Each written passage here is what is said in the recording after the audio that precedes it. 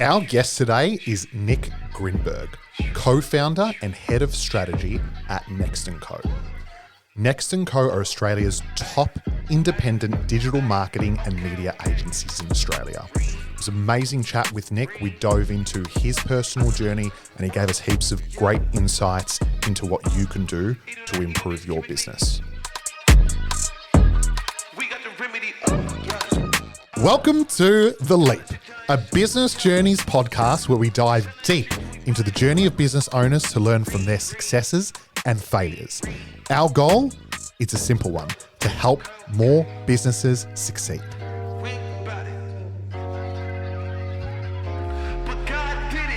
Mate, welcome. Thank you for having me. My pleasure, mate. I've been looking forward to having you on. I've always looked at you as a source of inspiration. I've always lent on you for advice, man, so I was keen. So why wasn't I the first episode then? I cannot answer that question. I'm sorry. Okay. You're busy. All right, then you ask me the tough questions. I'm going to. Reverse podcast. Jeez. Love it, man. Well, I guess today, I think the value that you'd be able to bring is obviously you've been on an incredible journey. You own one of the most successful independent digital marketing and media agencies in Australia. That's massive. I didn't give you the award, so don't thank me. You guys sort of did it and then we're given the award for it. I think, I'm really keen to unpack the journey, understand the growth of the business, how you got into the space. But also I think there's a massive opportunity, like I've always leveraged off you for advice, and there's been little things that you've given me that have really transformed my business. So, we'll dive in and give people some bits of advice that will hopefully, help them in their business journey. So, mate, tell us about what is Next & Co, who is Next & Co, and who are you? Awesome. Next & Co, we are a digital marketing and media agency. We started off in 2010, and back then we had a different name. We were called Google Maps Gurus. And all we did was Google Maps optimization. We got businesses ranked on inside the old section of Google Maps for local searches. And fast forward 14 years, we've become, full service independent agency, very focused on performance, focused on data, marketing attribution, and fortunate enough to work with some really, really great brands, kind of medium to enterprise level brands, work with some very, very smart people and get to do some really, really cool stuff. So, yeah. Yeah, awesome. Can you name drop, like, who you sort of work with? Over the years, we've worked with brands ranging from Harley Davidson, Vanguard, the National Basketball League, Nestle, Caterpillar. Yeah, there's so many more. It's been a ride. But just as well, like we our roots were small business, right? Yeah. Like, just local businesses like plumbers and sparkies and accountants, and we learned our trade with more the small stuff before taking on larger brands. Mate, awesome. And you were what was the award you guys recently won? Ad News Agency of the Year. That's incredible. That's like the pinnacle. That's the best award you can win in the industry, right? Yeah, in Australia, I'd say so. It was on my bucket list. Like before I moved on from advertising, I really wanted to win that award, and we were always bridesmaids. We always made finalists, but we got the nod this year, and I was, not gonna lie, I was super stoked. Incredible. It's the team's done a really, really good job. Amazing, mate. I appreciate that. So, I mean, I've had the pleasure of understanding and seeing, the last sort of 5 years of the journey. Take us back to, I guess, where it all started in terms of like your entrepreneurial journey, right? Because I always find that, people like you and I and people in business, they often start from a young age with like little, whether it's a side hustle, little online business, little ventures that, they've attempted. You had some of those in your earlier days as well. So it all started when my mother, Ludmila, met my father, Eugene. No, but like, all jokes aside, it really did start with probably my parents from at least from like a like a why perspective, right? Like, you know, kind of being immigrants from the Ukraine, you know, kind of cliche, you sort of come here, you don't have much, you kind of like look at other kids in you know in your school that have the brand new Batman toy or have the Nintendo which you couldn't afford, and you're kind of, well, look, you start naturally asking questions like how can I how can I get that, like what do I have to do? And you know, my folks like always just like raised me to like just be super like gung-ho about stuff like that. I could just, they probably falsely like a sense of overconfidence almost, right? Yeah. And the focus was do well in school. Just do well. Just, and like, unlike a lot of Australian culture, which is like, oh, it's all about participation and everyone. Like, nah, my parents like fucking win.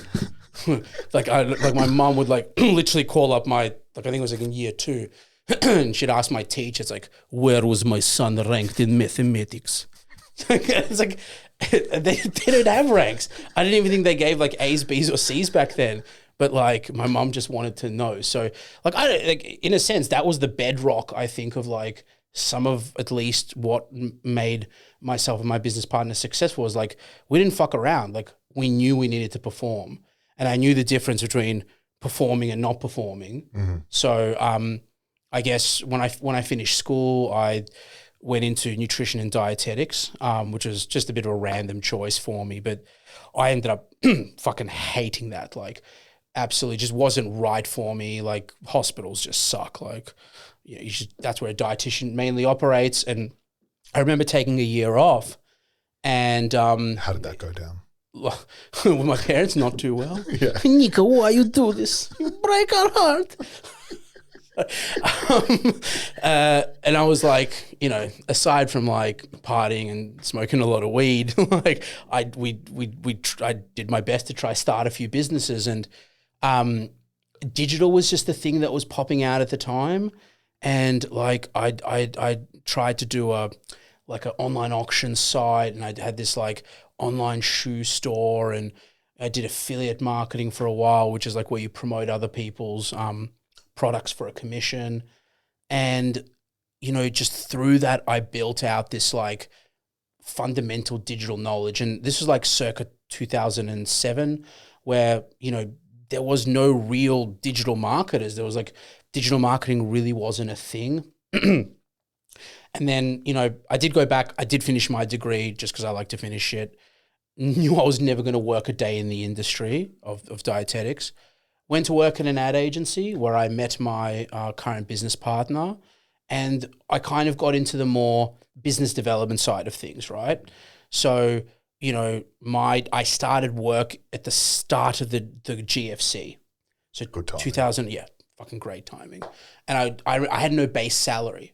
Was it comms only? Right? Comms only. Love comms only. It was, in hindsight, one of the biggest gifts from a developmental kind of perspective, because you just had to hunt for your dinner if you didn't sell. Isn't it funny that we're essentially comms only now?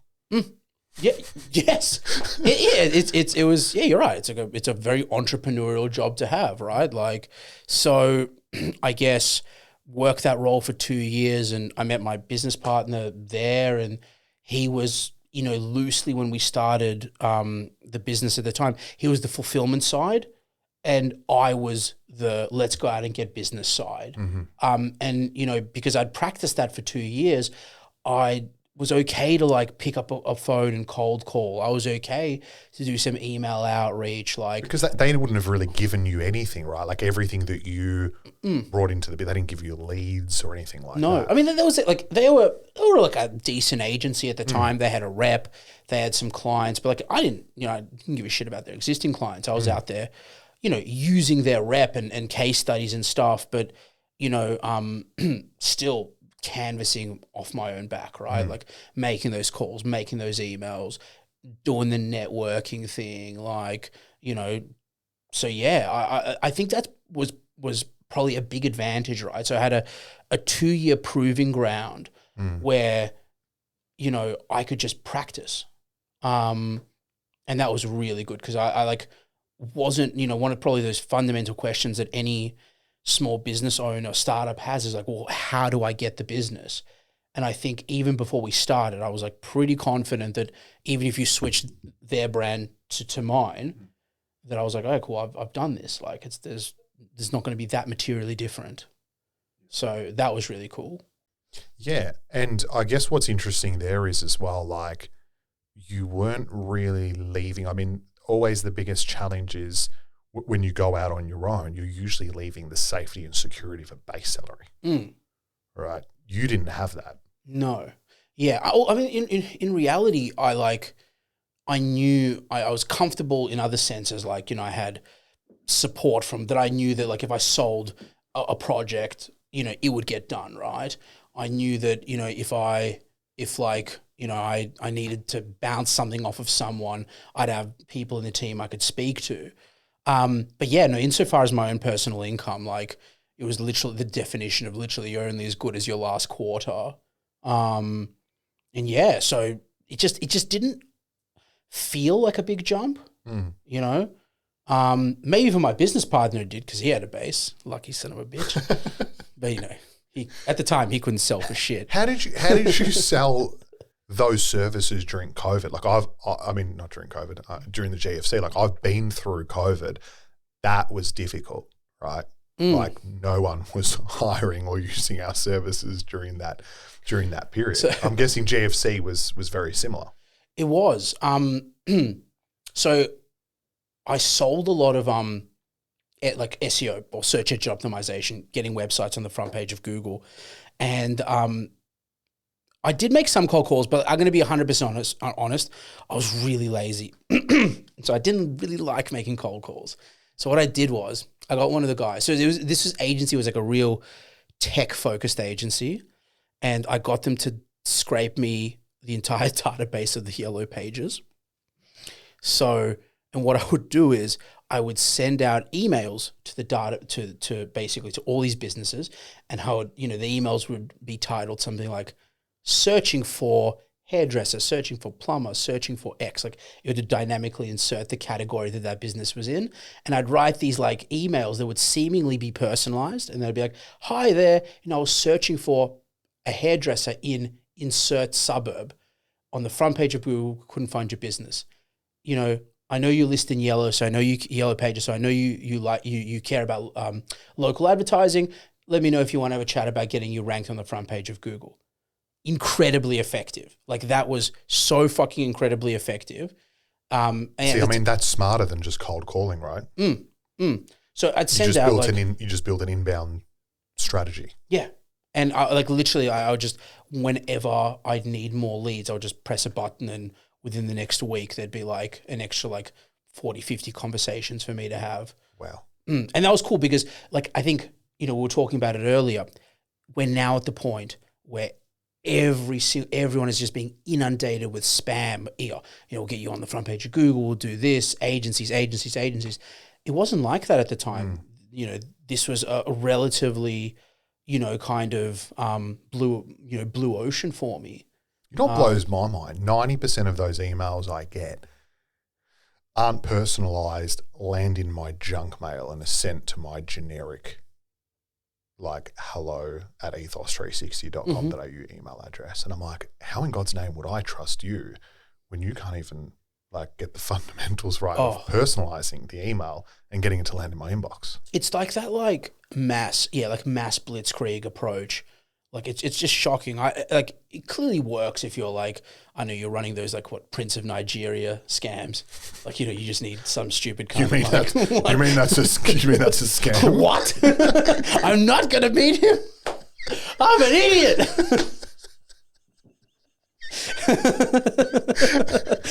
King Abu Bakr. Yeah, so I've always hated that volume approach. Like, it's funny, I still do outreach to this day. Like, for example, we've recently expanded into the US along the West Coast because actually our timeline, like, and our time zone and their time zone somewhat overlap, and you know, we can really easily service like California and whatnot. And we're still doing a lot of like email and LinkedIn outreach and even some cold calls and stuff, but it's just more personalized. It's more research. It's more what I would consider like account-based marketing rather than just like fucking a one-size-fits-all type message, which a lot of agencies are still doing now. Well, let's pull up there and talk about it, because you introduced this concept to me, right? And it brings us easily a client a month. At least a conversation a week, a client a month, where we have really specific emails that go out to a demographic that we're targeting, that we have an expertise in, that we can potentially add value, and didn't know about it, wasn't doing it before, and so many people, small business owners, they're not doing it. So can you sort of elaborate on what it is, how it works, I guess the strategy, and I mean that sort of that approach using LinkedIn and those automations as well? So for context, I guess, to me, email marketing is probably the cheapest form of B2B marketing. Not relevant for B2C because, just very hard, unless you've got warm lists of your own customers, very, very hard to do B2C email marketing, but for B2B, it absolutely works. So I'm a big advocate of cold email marketing, so using it as a tool of outreach. Look, it's something that we use, LinkedIn, LinkedIn Sales Navigator to really create segmented lists. Like with us, for example, we do a lot of outreach to heads of digital, heads of customer acquisition, chief marketing officers. And so we're building out these bespoke lists. We work with, a few partners that help us data mine emails and get the details of those people. Is it Julius? Sorry? Yes. I forget that I've pretty much shown you my entire playbook. Thank you. Do you guys use Dripify to automate the or a tool to automate? We use Lemlist. Lemlist. What for the LinkedIn outreach? Do you use any sort of tools? To be honest with you, I don't do a whole lot of the LinkedIn stuff myself. I forget how high up you are. No, so look, LinkedIn can be done, but I find emails more scalable. Yeah. Especially because if you want to do international growth, like LinkedIn just I don't know whether it's like connection requests or emails, there's always limits and you have to pay more. And I think, look, a best-in-class strategy would have email, LinkedIn, and cold calls. I think if we're talking just about what's something that a small business can just do tomorrow, I think email is probably just an easy focus, an easy starting point. So yeah, working with a data miner, you can get these people's emails, and then using a platform like a Lemlist, and there's a few out there, land in these people's inboxes. And just, I guess the other thing is it's all about saying compelling shit, right? Yeah. I don't think it's hard to get your email read by a ASX listed CMO, right? It's more about what is in that email. What are you saying? What's the value proposition? And how well researched is it, right? Relative to who they are. Do you think a dick pic would work? I would say that it would. I would say, unfortunately, dick pics wouldn't even make it because AI spam filters would just. Correct. But see, there's so many things you need to know, and that's why,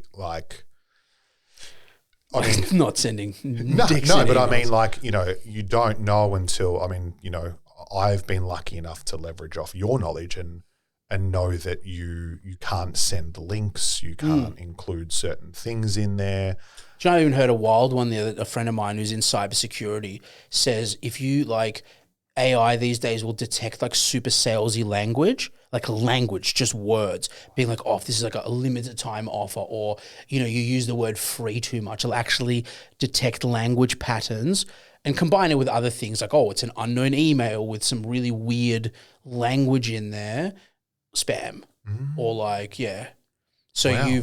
That's why I always imagine when I'm writing these emails, I imagine I'm writing them to a friend. I like short, brevity is everything. Just keep it short. Like, when we're going through your stuff, I think you were like, oh, we're going to say all this stuff. And I'm like, you're not trying to sell your entire business. You're trying to sell a conversation. Get on the phone with me. And I think like one other thing that I'd just highlight is add value, right? Like if you're a digital agency, like there is so much noise out there, like so much noise. It's just not good enough to be like, oh, hey, we can do SEO, or we can do even an audit on your site or whatever. You've got to think about what does insane value look like. Like, a big believer in the attitude of give is gain, and what we're always doing is we're trying to find that, like, what's that thing that we can give them to start a relationship with us, a non-commercial relationship, but a relationship nonetheless that'll get their attention, right? And that's been our game since day one. It's like, what's that kind of like groundbreaking offer or that groundbreaking in? That's the way we've always thought. I feel like that philosophy for you stems beyond work, or that philosophy exists in your work because of your personal philosophy. Yeah, absolutely.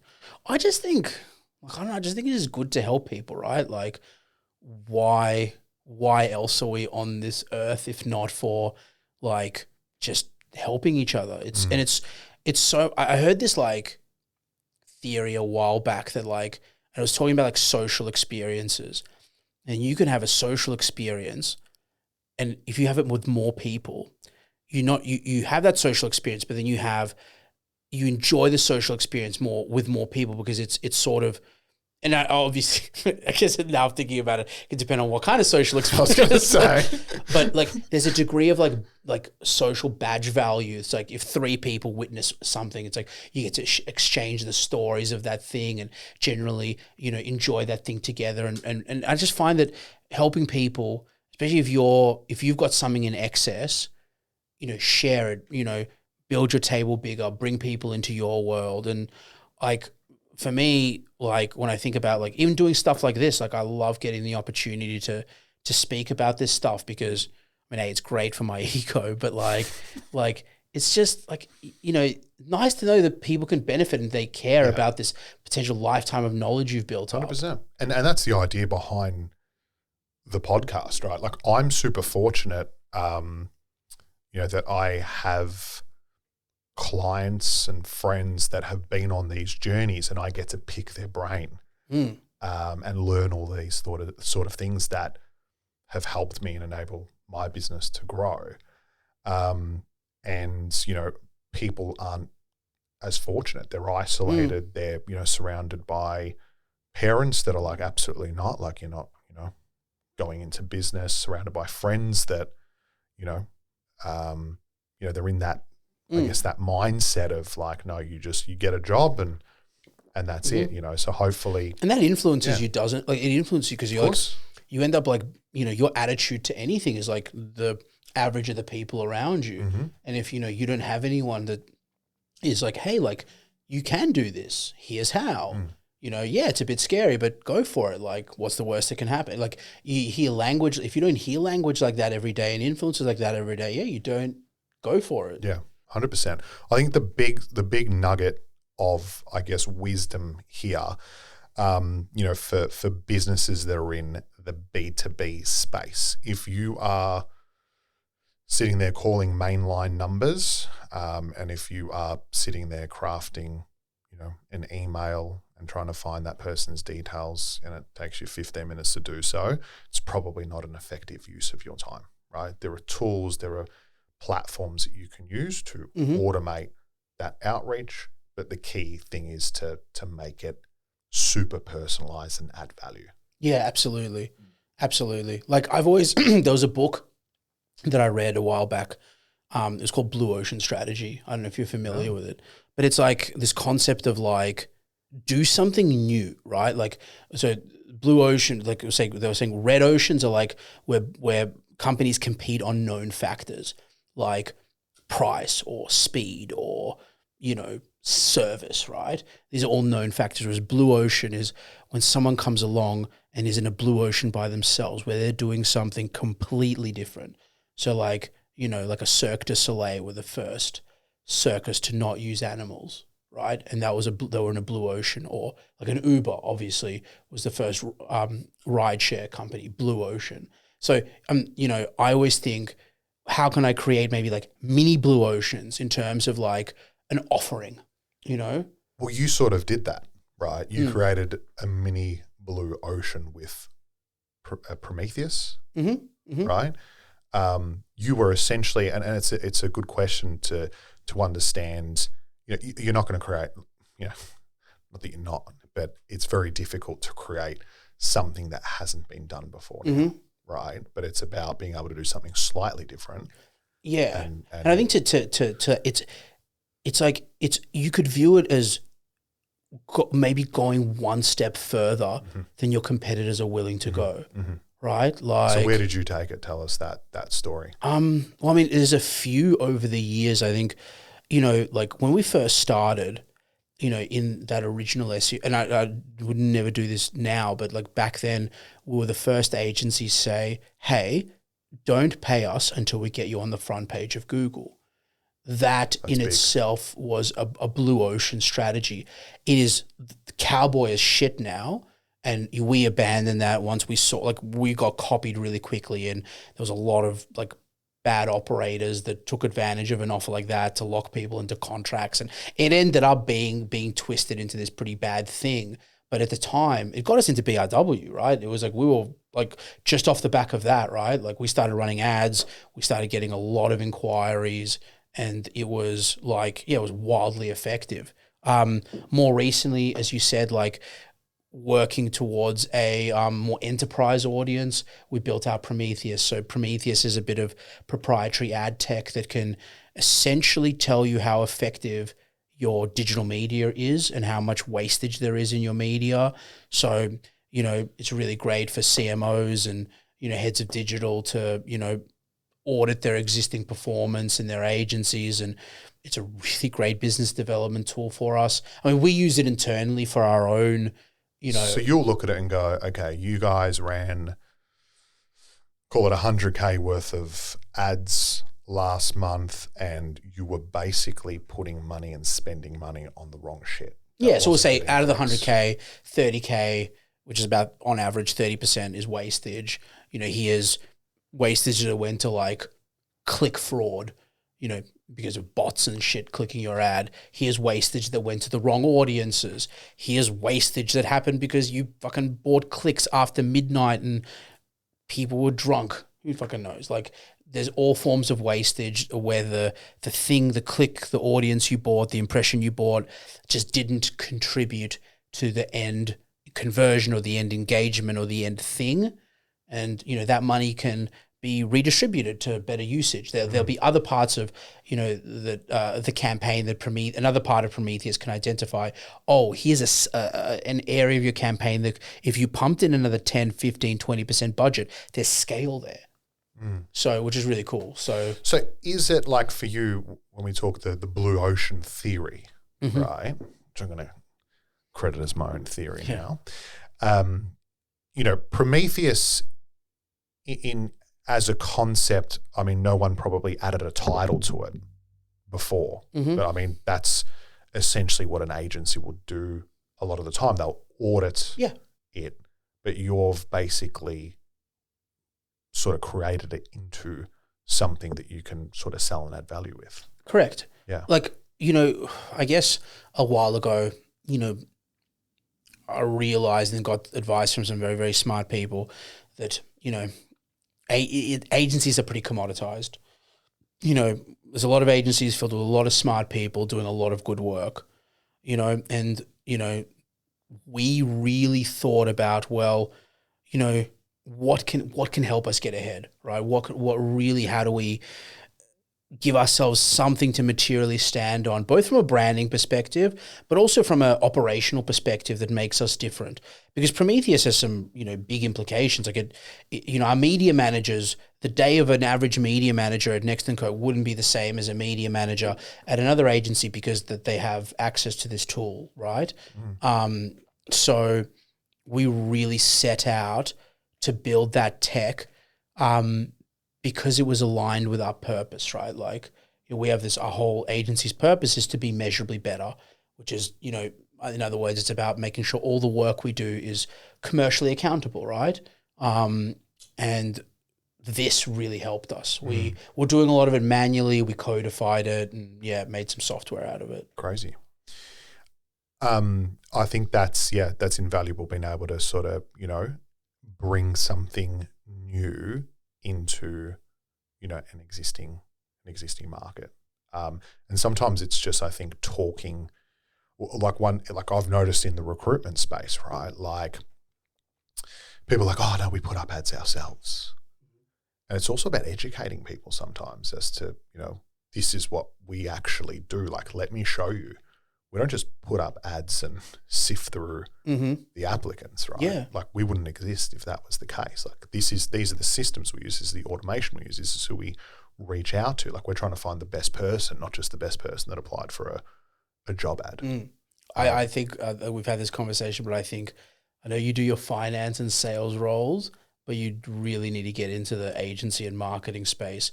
I think that's an area. Let's JV it, man. Yeah. That's an area where finding the right fit is so important. Like, I think I think it goes with every job, every industry though. Yes. I think some industries have more accepted norms, right? Like law firms, right? I'm generalizing, but you kind of know if you're going to go work at like Freehills or you're going to work at like a Deloitte, you kind of know what you're in for, in a sense, right? With agencies and marketing roles, there's a lot more variety in the type of culture that you could be stepping into. So helping find the right candidate for that culture, which is critical to that agency's or marketing team's success, I think could use someone's help. Let's do it. Fuck yeah! Next minute, Next & Co people. Or, no, wait, Next & Co 360. Next & Co 360. Yeah, that doesn't work. I was like, Ethos. And Ethos and Co. Ethos & Co, yeah. Ethos & Co sort of works. Yeah, it could work. But it's interesting, right? And, it's we laugh about it, but, these conversations that we're privileged to have, as business owners and people, in certain networks, that's how shit happens. Yeah. Do you know what I mean? Like, there's opportunity there. Like, we've got, we understand the process. You've got the marketing expertise and sort of that network in that space. Like, keep tabs on. You never know, right? Watch this page because something big's coming soon. You know what I mean? Love it. But I wanted to go back a little bit because we were talking about, family. I had a similar upbringing, and I had a bit of a laugh when, my brother and I were always looking at, oh, look, these other kids have got, new scooters, new bikes, all this sort of stuff. And we were bugging Dad for Christmas for a scooter, right? And back then there was like, was it the Buggy? I can't remember the brand. There was like sort of two scooter brands that you're like, they were the two scooter brands that you could basically buy. Dad Razors. Razors, that's what I was thinking. Yeah, there was Razor and I think one other brand, right? They were mad. I got a CX2000. Do you know what that is? Nope. Neither. Right? It was like fresh from Bulgaria. Man, this was like Aldi special. Aldi didn't exist back then, so I don't know where he got it from. But it's interesting because I think I was fortunate. I mean, I saw, my dad went out on his own, risked it all. What'd your dad do? Builder. Oh, nice. Yeah. So, still does it? Retired now. Oh, cool. Fuck, lucky it's fucked that industry. Man, the Jesus margins Christ. are thin. Yeah. Oh. Yeah. It's crazy times at the moment, right? But, he was got into it at the right time. But my God, he worked hard. Like he really set the expectation and set the example for me, like what it looks like to really work hard and create a business and be successful. Like it was 6 days. It was, he got home for dinner, but then he was working, doing paperwork till 11, up at 5:36, did that for 20, 30 That's years, insane. right? So for me, I had that that sort of inspiration as an example. Where did that inspiration come from for you when, your parents were saying, stay in school, get a good job, and then you started, doing So I your think own things?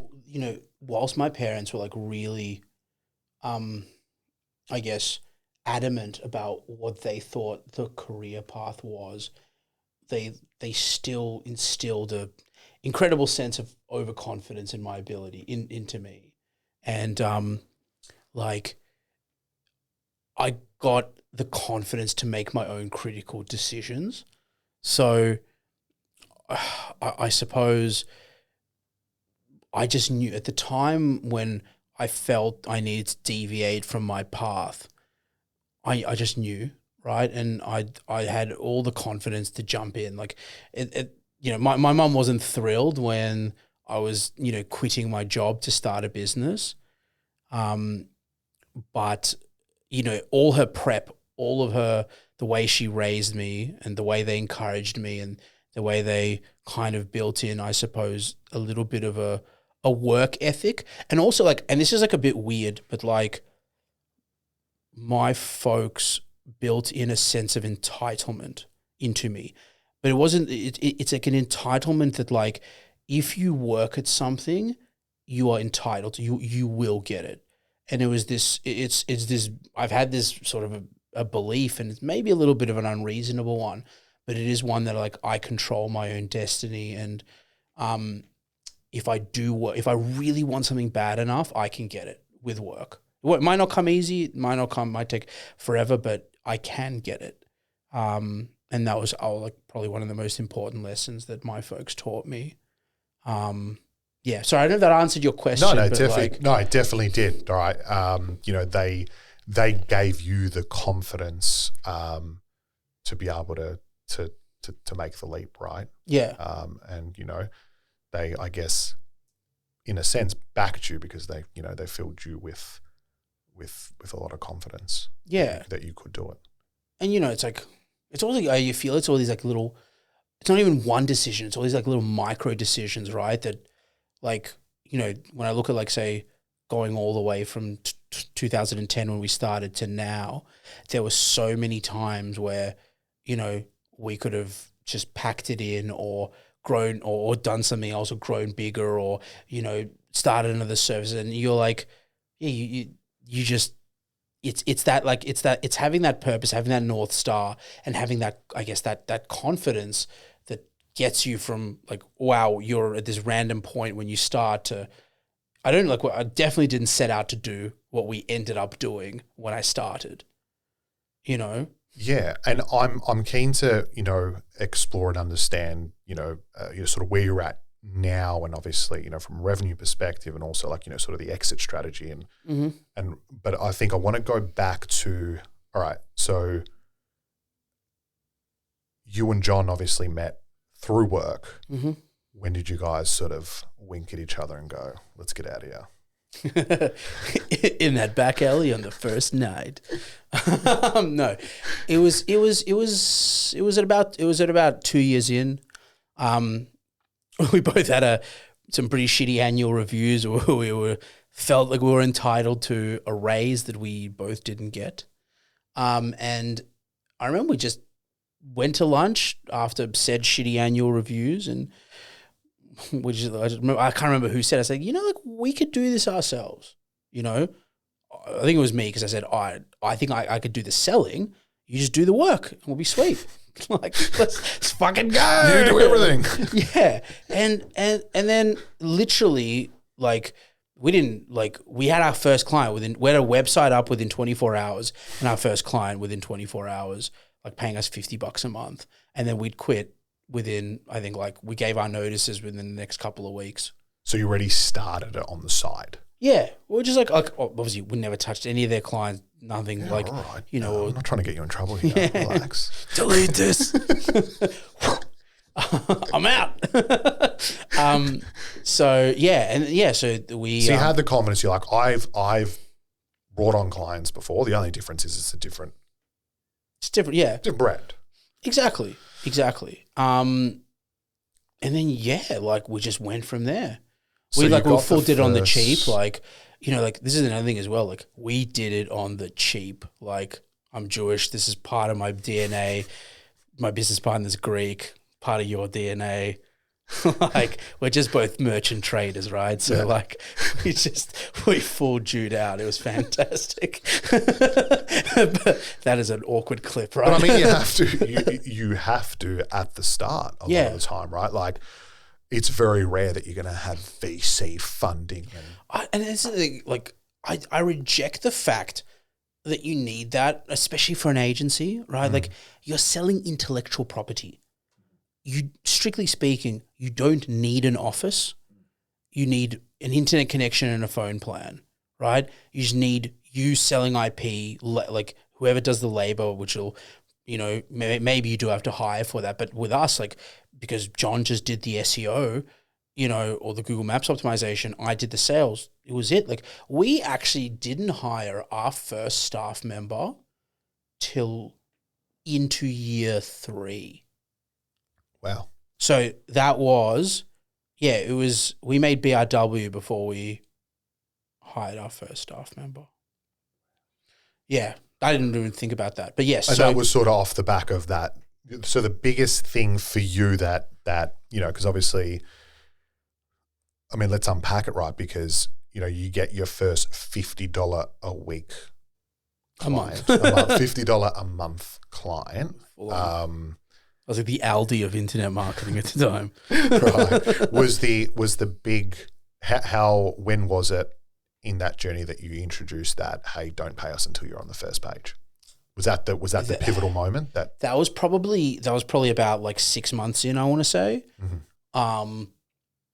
And then we started running some ads and started just getting away just from the cold email and cold calls. That was some of the most fun times. I remember, funny enough, because we didn't have an office. Like? Yeah, but dude, our mutual friend Lachlan. Shout out to Lockie. Lockie. Yeah. We would literally, we were in an office together. He was starting his own thing, and we used to pound these giant Red Bulls and make like 1,000 calls and play a lot of table tennis. It was super fun. But that's the thing, right? Like you got to put in the work, man. Like it's you pick up the phone. It was a genuine, dead set, honest grind. Yeah. Like I think a lot of salespeople will like relate to that. It was awesome. It was an honest grind, and then we just built up from there. But back to the topic at hand, like, we built up, and then it was actually probably stupid. Like we didn't know what the fuck we were doing. So like from an account management perspective, so that first hire we made was an account manager, right? Like, and like we should have definitely made that hire earlier, because like poor John, like we were in our 20s and like we were just like fuck, like John wasn't going home till like 8 p.m. at night. And I'm like, you work, motherfucker. I want to see my family. No, you work, motherfucker.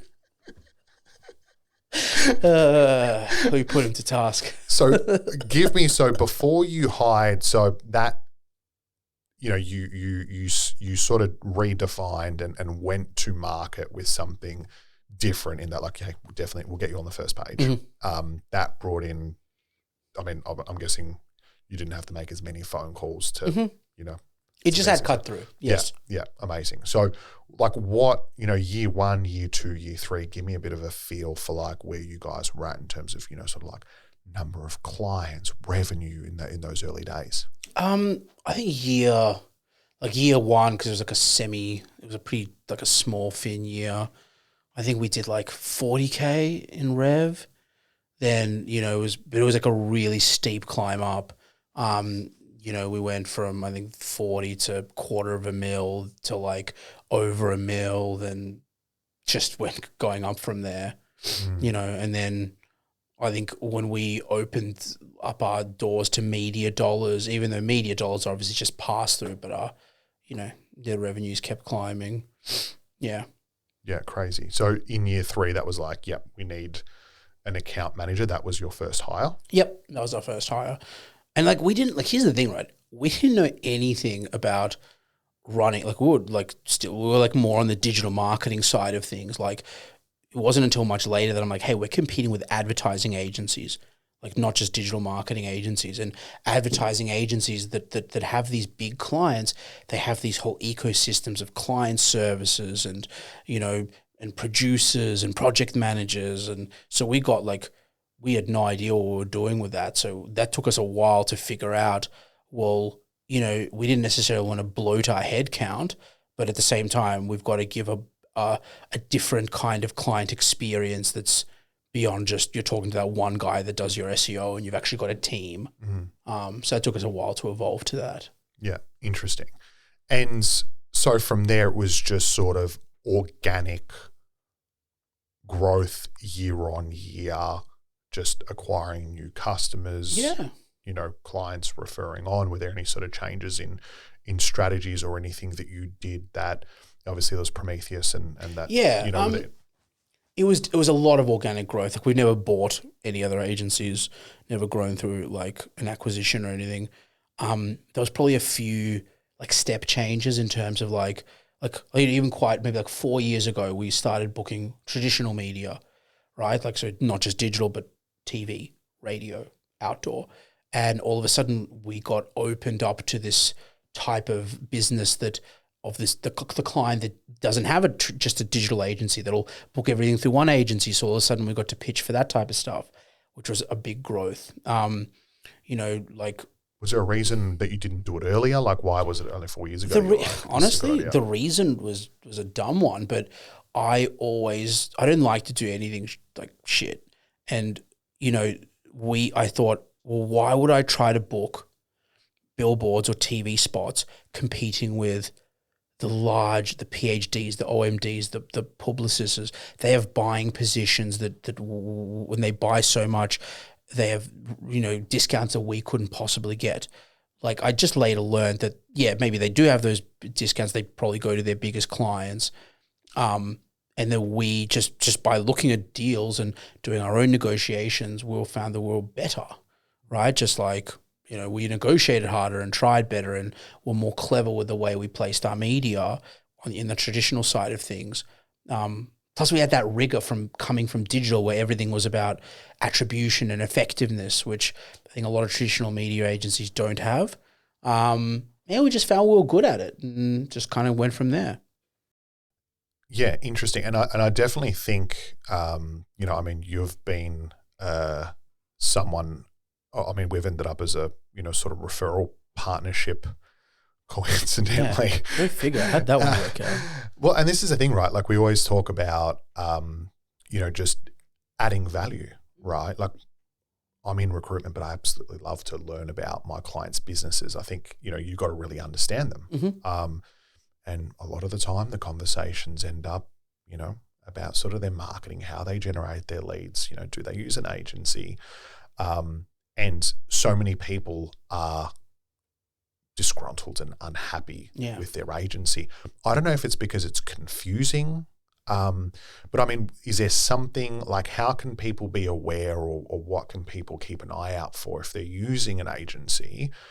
Are there any sort of signals or signs that you can be like, maybe I'm getting fucked here? It's a really, really good question. I think any agency client partnership, it's like a marriage, right? Like, or a relationship at least. You don't have to get married, but you both like there is the main thing I think is alignment, right?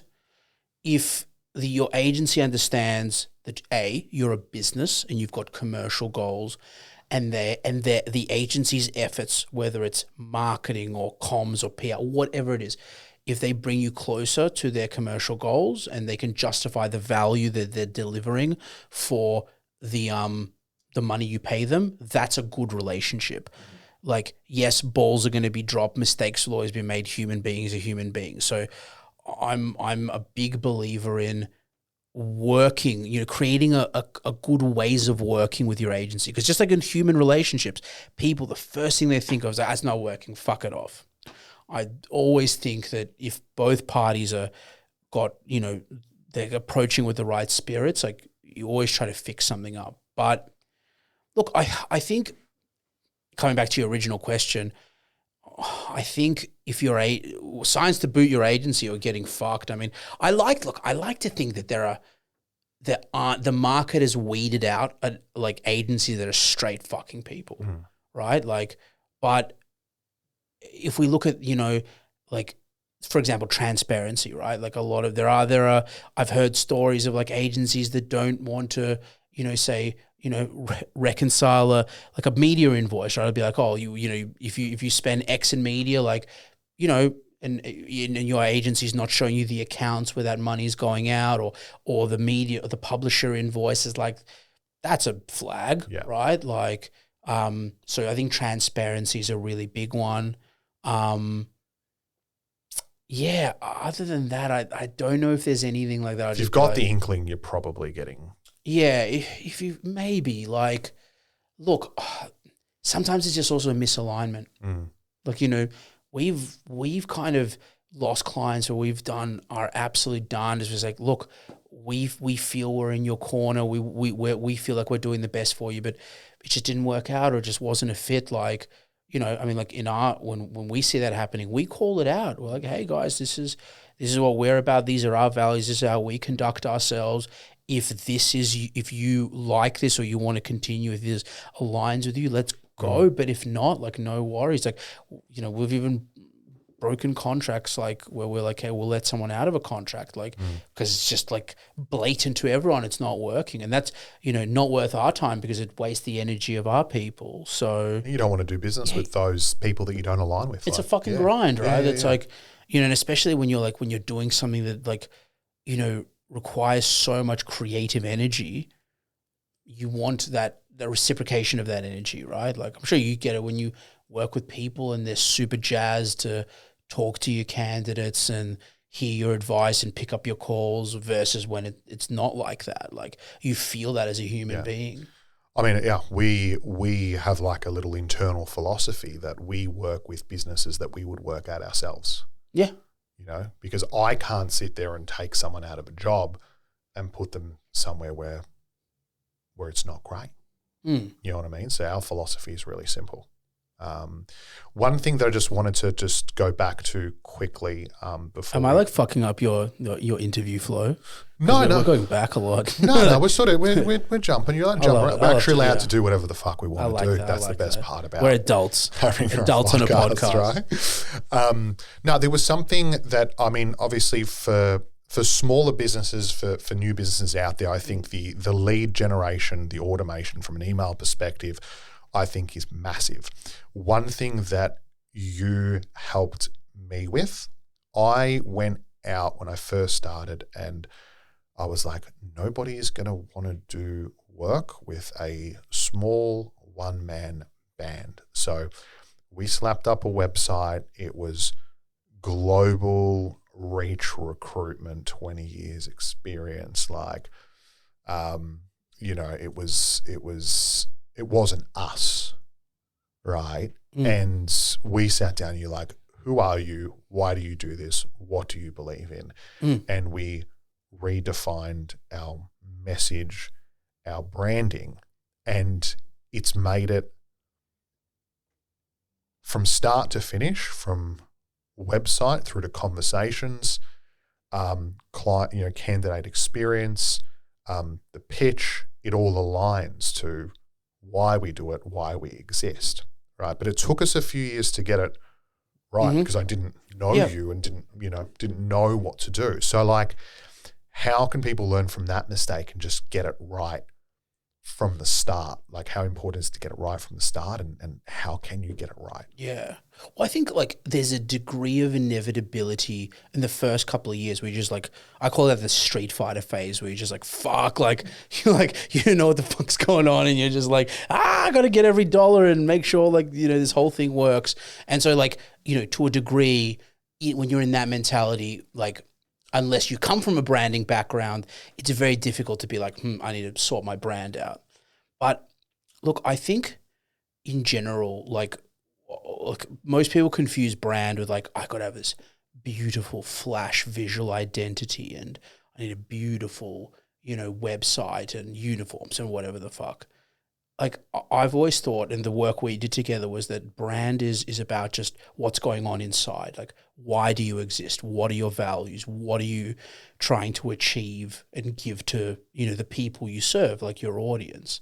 Because, and, it's really great to hear you say that, like, it makes everything easier. Like, I think it's a really good way of describing, it's like, whatever, whether I'm communicating on email or I'm talking to someone, having that, like, brand codified, having, gives you that, like, that integrity, right? Because all we did was we talked and like we essentially bought out your personal values as a human being and gave Richard it bevies, yeah. Fuck yeah.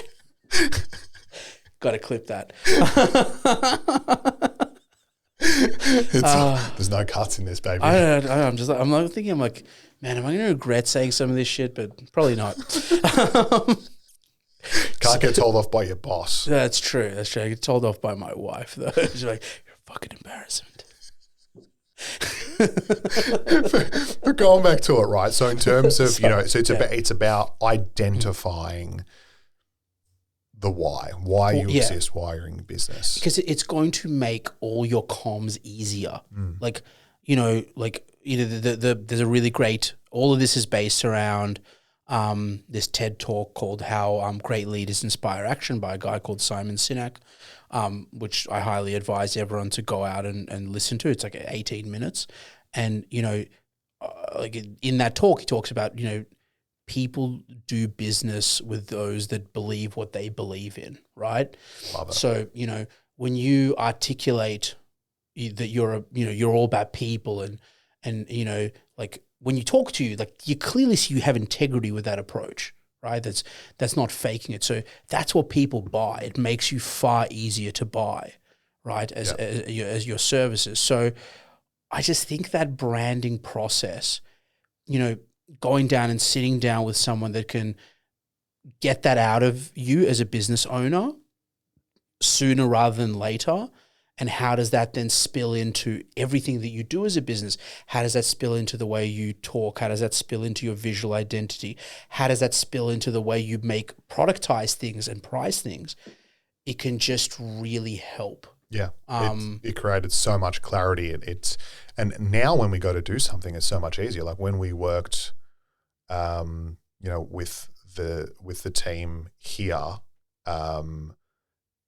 to put together our video, like they knew straight away. Like we didn't have to mess around with who we're going to go with because it was like they know us, they know what we stand for. So then they knew, like when we're putting together sort of like a corporate video and story about who we are, like you knew it was going to be a laugh. It was going to be us. It wasn't going to be serious. And that's the thing. It makes it. We sat down for an hour and slapped it all together because we knew what we stood for and that helps you find your tribe, right? Yeah. Like it helps you both find the right clients to work with and the people that want to work with you because you're putting the authentic version of yourself out there as opposed to some plastic fantastic version of what you think you should be. Yeah. Because that shit's just like, even if that works, you'll burn out. Yeah. Because you can't be that 100%. what you're not, right? So, and I think that's the thing. Like you get it right from the start, and as you mentioned, right, it's you work with the right clients. They're going to introduce you to like-minded people. It's going to help you build out your tribe and people that are attracted to you from a from a staffing perspective. And it works. So as quickly as you can, work out that why and be truthful in communicating with your brand who you are. Yeah, I think that's really important. Now, I wanted to finish on something. There was a quote that I heard. You're a podcast guy, Modern Wisdom. Do you listen to that one? he was on Alex. I started listening to him because he was on. I know Alex Hormozy. Yeah, we love him. Yeah, he's great. He was on Alex Hormozy podcast. And I was like, well, this is a good episode. He's an English bloke. You would have if you heard him, you'll know who he is. And he said a quote the other day, and I was like, God, that's powerful. He said, "The magic you are looking for is in the work you are avoiding." Okay. What does that mean to you? The magic you are looking for is in the work you're avoiding. Okay. I think I'm not sure what he meant by that, but I think for me personally, I know sometimes I want to grow, I want to be better, but I don't want to put in, you don't want to eat the fucking frog, like, do the work, like you sometimes know that, like, okay, if I just, I am where I am, by truism, you are where you are based on how you've lived your life to that point, right? The decisions you make. So if you're seeking growth, if you're seeking something that you don't have, that comes from stuff you haven't done. Exactly. And in fairness for me, like, I know that there's shit, like there's certain outcomes that I want. Like, I know I want to be fitter, right? But it's like, oh fuck, like I've got to get more consistent with my training and not eat as much shit. It's like, okay, I know that, right? So yes, there's a degree of, avoidance there, right? Absolutely. So yeah, that's really brilliant. That's a really good quote. Yeah, it sort of blew my mind. I went down that exact same path that you did, and it's just kept me thinking. And I think from a work perspective, I almost think about it every day, because it's like, right, the magic you are looking for is in the work that you are avoiding. And I know a lot of the time, early stage business owners, especially, in sort of B2B service-based industries, it's picking up the fucking phone. Yeah. You know what I mean? Yeah, that's what you're avoiding. Like, that there's potential there. Pick it up and make the call. I think you and I got very lucky to probably both, like, into be like extroverted people. True. Who, like, don't mind to do that. Because I so agree with you. I think sometimes, like, I see a lot of startup businesses doing all this stuff. It's like, no, you just need to fucking sell. Get out there. You need to talk to people. You need to fall flat on your ass. Horrible sales pitches. Practice. Yeah. And then eventually, like, I think, everyone gets there, right? Like, I actually think, like, funny enough, introverts, like the opposite of like what you and I would be, make some of the best salespeople because they fucking listen. They're not interested in toy. They'll be, okay, this is what you need. This is what you want. This is what I'll do for you. But yeah. I love it, mate. Well, huge, like, so much information that we can, that I think our listeners will be able to take on board. Again, I'm always super thankful that I've got you, someone I can lean on, always ask for advice. And I've, always super grateful of, generosity in your friendship and our intimate relationship as well. Like and subscribe, motherfuckers. Yeah, all seriousness. Obviously give us a follow, the Leap podcast, give us a like, a rating, and more importantly, I think share this with someone who you think would get value out of it. That's the big thing. Yeah. Thanks so much. And pleasure, look man. forward Thank you for having me. Thanks, brother. Thanks for listening to The Leap. If you enjoyed this episode, give us a follow, or even better, share it with someone who you think will get value out of it. Big thanks to our main sponsor, Ethos360 Recruitment. It was actually just us sponsoring ourselves. This podcast has been produced by The Content Engine. We got the remedy. Giants.